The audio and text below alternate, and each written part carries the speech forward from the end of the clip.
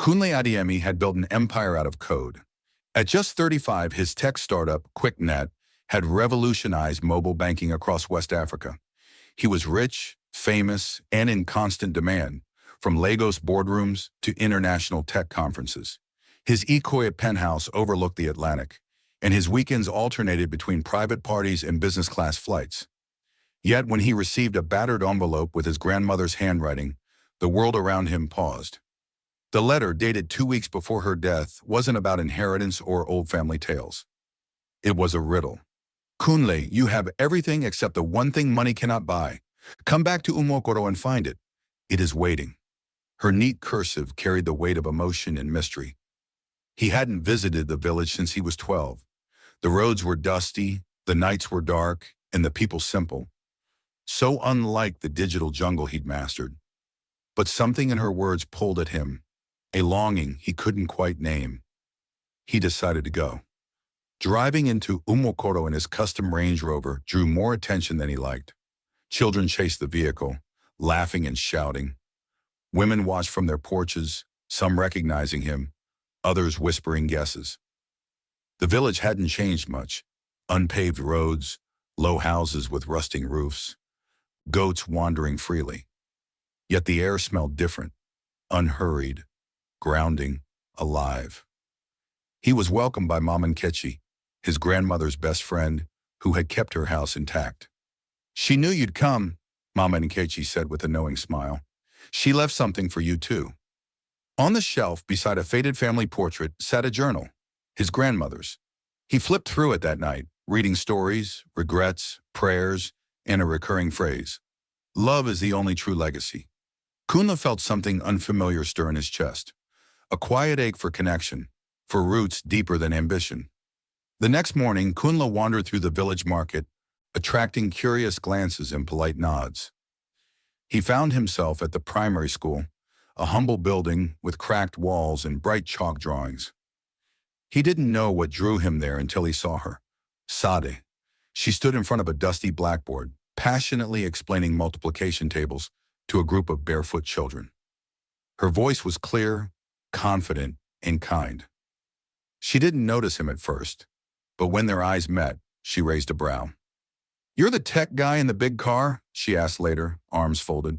"What brings you to our little village? No Wi-Fi, no cocktail bars?" Kunle grinned, unoffended by her bluntness. "A letter from my grandmother. She said there's something here I need to find." Saad laughed. "Well, good luck with that. Most people leave here trying to find what you already have." But something about her intrigued him. The way she smiled with her whole face. The way the children clung to her skirt. How unbothered she was by his designer clothes or Lagos accent. She invited him to help with the after-school reading club, teasing that maybe he'd learn something too. He accepted, surprised at himself. As the sun dipped low and children giggled around them, Kunle felt a strange peace he hadn't known in years. He didn't understand it yet, but the hunt for what money couldn't buy had just begun, and he suspected Sade had something to do with it. Days turned into weeks, and Kunle remained in Umokoro. He spent his mornings helping at the school, and his evenings reading his grandmother's journal. The children adored him, especially when he told them stories about computers and robots. But winning Sade's heart was another story entirely. Saad was warm but guarded. She had grown up watching city men come and go, making promises as fleeting as the Harmattan wind. "What happens when Lagos calls you back?" she asked one afternoon while they walked through cassava fields. "You'll get bored here eventually." "I'm not sure," Kunle admitted. "Maybe I needed to be bored to remember what matters." That earned him a smile, but she remained cautious. When he offered to fund new school supplies, she declined. "If you want to help, show up. Money's easy. Presence is rare." Her words stayed with him. For once, he wasn't the man with all the answers or the biggest wallet. He was just Kunle, searching, stripped of titles, learning to listen. Slowly, he started seeing life differently.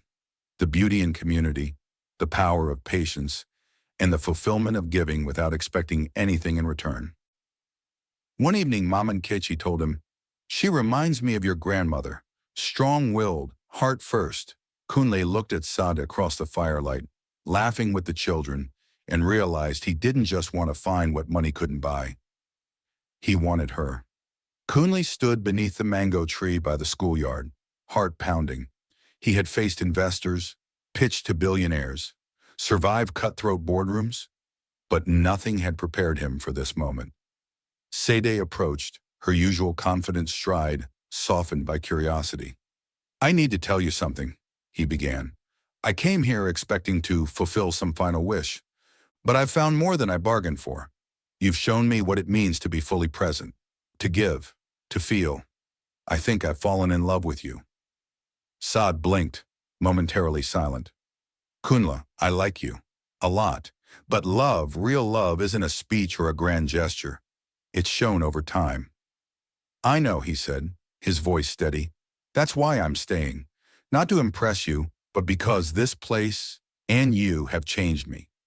She smiled then, slow and deep. "You might be the first Lagos man I believe." Over the next few weeks, Kunle became part of the village.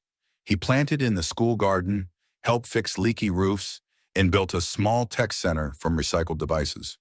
With Sade's help, the children began coding tiny games. He laughed more, slept better, and stopped checking his email every 5 minutes. Love wasn't fireworks, it was a steady flame, and for the first time, Kunle didn't want to leave. Months later, the school held its first technology showcase. Parents watched in awe as children presented homemade apps and solar-powered devices. Sade gave a speech, and when she finished, she turned to Kunle. None of this would have happened without him, not because of his money, but because he stayed. The crowd applauded. Kunle sat beside her, fingers brushing hers. In that moment, he understood his grandmother's message. The thing money couldn't buy was meaning. It was the joy of giving, the weight of love, the light of community. His board in Lagos was shocked when he declined a merger that would have doubled his wealth. Instead, he opened a foundation to support rural education and wellness. Umokoro became a model village, and he became its proudest resident. Under the moonlight, as he and Sade walked hand in hand, she asked, "Do you think she'd be proud?" He looked at her and smiled. "I think she knew this was the plan all along. Because in the end, the richest man isn't the one who has the most, but the one who has what truly matters."